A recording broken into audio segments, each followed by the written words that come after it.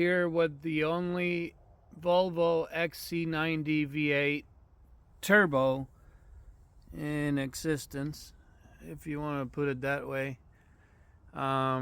It's a project I started about, I want to say November physically, but in theory probably back in 2018. All right, so yeah, it's a pretty stock looking car, and we're gonna go on a little test drive. We're on location at Gingerman Raceway in South Haven, Michigan, so we're gonna go out on the track and do just a couple laps and just talk, and bear with me. This is the only video about this XC90 with a turbo. And I'm not like being narcissistic, of course, but I kind of wanted to share this. And why keep it a secret? I'm sure a lot of people would probably want to do something like that.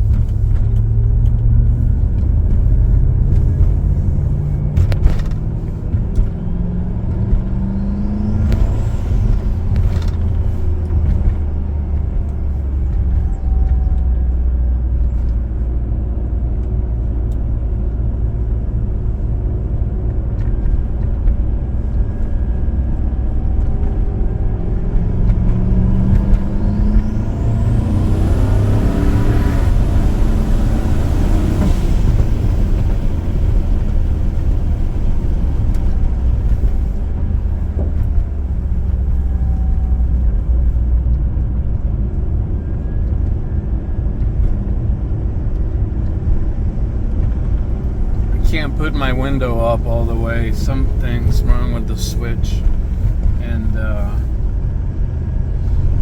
it's kind of annoying testing the car when it's 45 degrees Fahrenheit ambient. Oh, hey. So let's fix this because it was kind of shaky anyways. 45 degrees ambient, and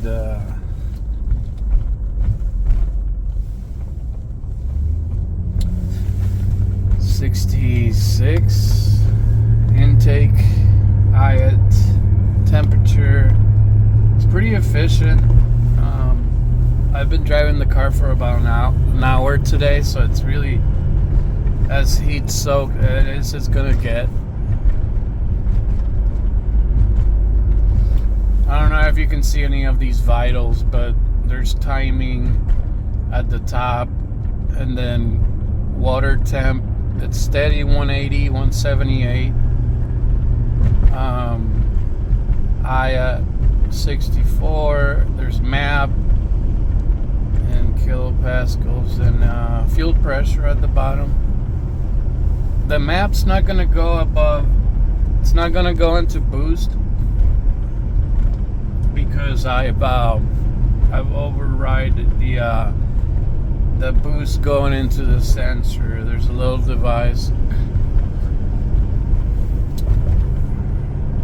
So the car drives okay, even in drive. I mean, you can just drive the car normally. But what I'm gonna do, maybe go down to third gear, going up the hill here, and maybe get it up on boost. I didn't want to really do much as far as going far past 4K until I get the timing down below like 12. It's hanging around 16, 14. I'm not like loving it.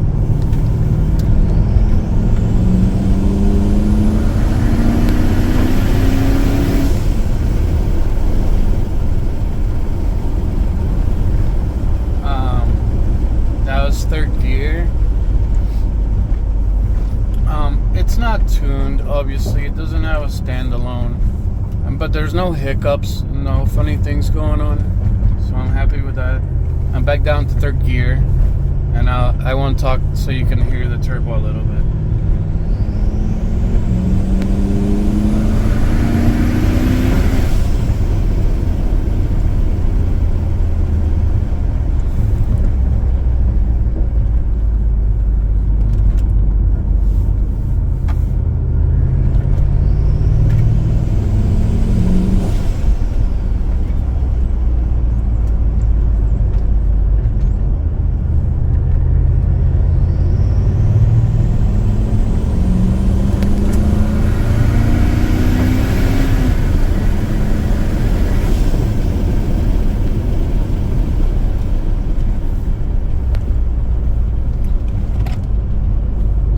that's that, guys. Like I said, I'm not gonna tap into the above 4,200 RPMs until I can get my timing like where I want it. The fuel's great. It's fueling perfectly. But the main thing, that there's no hiccups, you know. There's no fuel cut. I can't talk for the system being overly rich. Those engine codes are gonna be there. There's nothing. I'm gonna probably modulate some of those inputs to the ECM, but right now I don't really have to.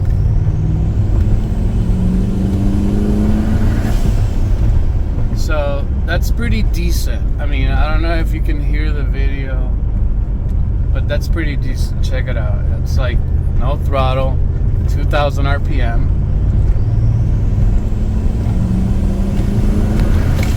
11.9 AFR. So I'm having fun with it. It's not something I can say, oh yeah, bring me your car tomorrow and I'll have one for you. There's no talks of that. This was something I wanted to do for a long time. Again, let's go over the vitals. 176 water, 66 Fahrenheit intake air temperature, and fuel pressure. It's doing its thing when it goes into boost. It's giving me more. Fuel delivery. Let's put it that way for now. Okay, we're gonna go up the hill in third gear one more time. Listen up.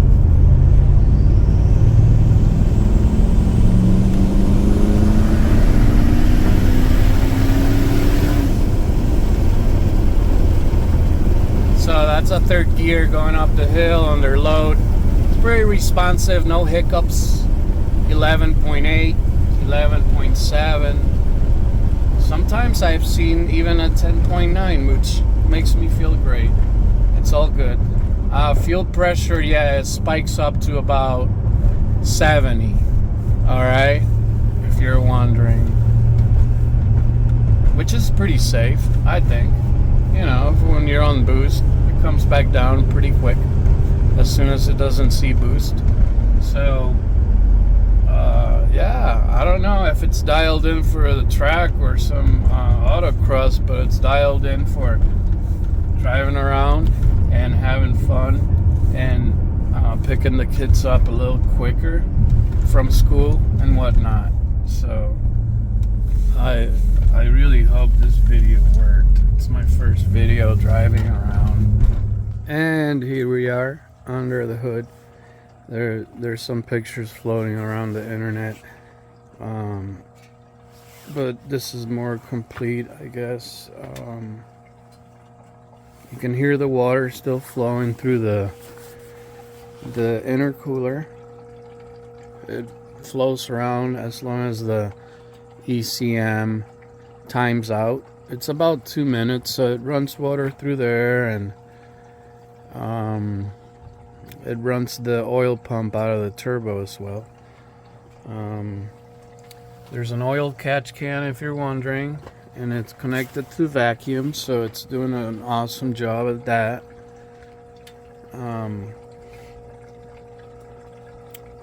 The ECU has not been flashed. It's in a pretty safe spot, nice and cool there behind this thing. It's always cold. I mean, it's crazy, right? Over here we still have AC. This is for the intercooler, transmission, and underneath right there's another cooler. Giving away all my secrets, but this car pretty special because it had the 4 tips. You don't really see these V8s with 4 tips a whole lot. I may have counted maybe one car in my whole life that had the 4 tips, but I could be wrong. Maybe it's just situational and there's more of those somewhere else. Anyways, yeah, I haven't addressed the mufflers. I like the mufflers. I didn't want to part with them. although they are kind of small diameter. They're like 2 inches here. Each pipe is about 2 inches. And what happened here was there's a Y, and from this point on everything has been modified, and it's 3 inches. There's obviously there's a belly pan for the turbo. To the left there's an oil pump. That's your wastegate dump. It doesn't get much activity yet, but you can see a little bit there. I'm not too proud about the welds, and that's okay. Everything was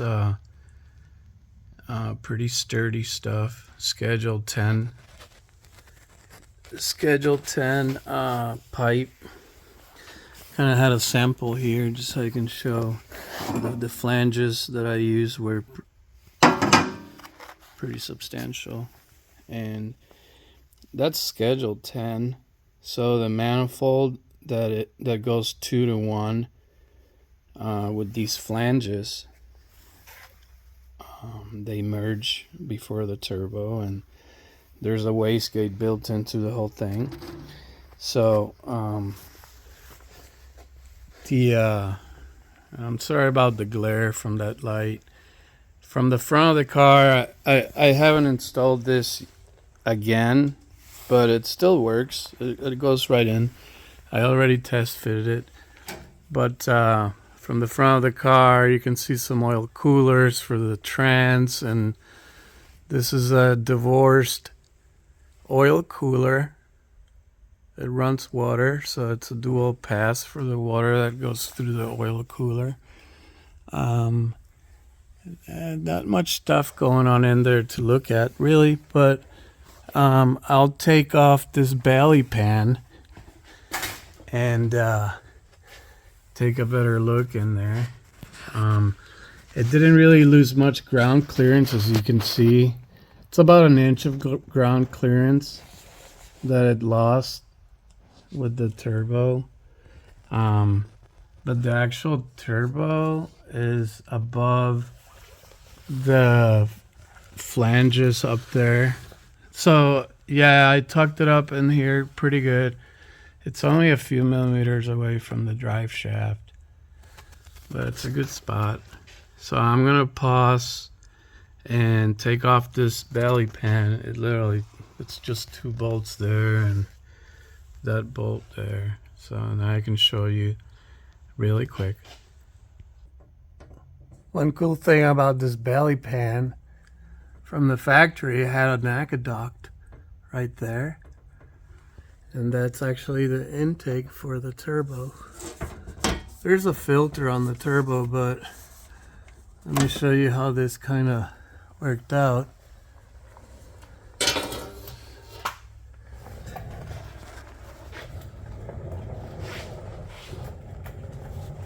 Probably like, stop moving. All right.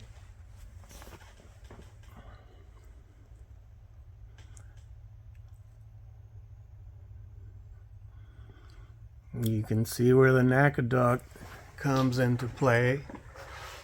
I'm isolating all the heat from the pipes merging, going to the turbo. It's pretty simple.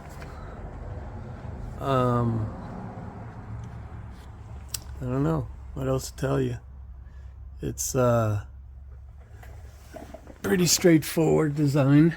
I just went with what was there already, pretty much.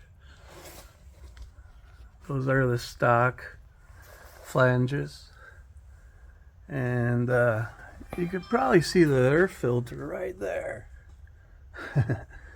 So so far it's pretty efficient, and I don't know if I would do it any different, but if you have any suggestions, if you want to try it out, if you want some help, feel free to leave me a private message. But this thing's pretty much done for now, and it's just time to use it, you know. It's looking really good. Thank you for watching again. I figure I leave the best for last. Okay, so this is it. Thank you for watching. I hope you enjoyed it. And it's my first video, so just go easy